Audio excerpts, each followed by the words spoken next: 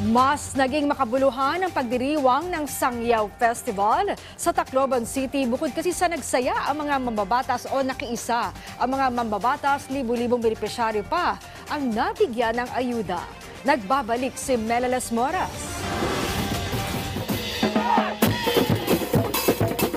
Masaya, maingay at makulay. Ganyan ang naging selebrasyon ng Sangyaw Festival Parade of Lights sa Tacloban City sa Leyte nitong Sabado. Tampok dito ang nagagandahang float, masisiglang performance ng street dancers at may bonus pang mga sikat na personalidad na dumating. Sa pangunguna ni House Speaker Martin Romualdez, nakilahok din ang ilang opisyal ng pamahalaan sa pagdiriwang. Isa sa mga highlight ng gabi ang pag-iikot ni Speaker Romualdez kasama ang tinaguriang Young Guns lawmakers sakay ng kanilang float.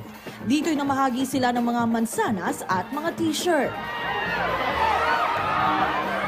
Ang mga residente, tuwang-tuwa naman dito. First time na maka-experience ng ganito, the light festival, the light parade. Sobrang saya. Saka makita niyo naman po sa mga tao, mga kababayan natin sa Tacloban, napakasaya po ito. So, very, very fun experience.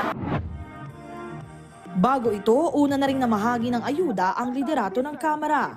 Nasa 8,000 benepisyaryo ang nakinabang sa dalawang malalaking programa na inilunsad sa lugar. Yan ang Cash Assistance and Rice Distribution o CARD Program at Integrated Scholarship and Incentives Program o ISIP for the Youth sa Tacloban City. Itong sinasabing Integrated Scholarship at Incentives Programs ay para talaga sa iyo, sa kabataan, para sa estudyante.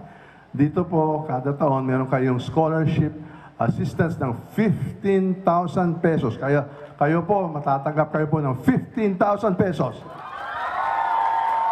Good pa dyan, meron din kayong AX na 5,000 cash assistance.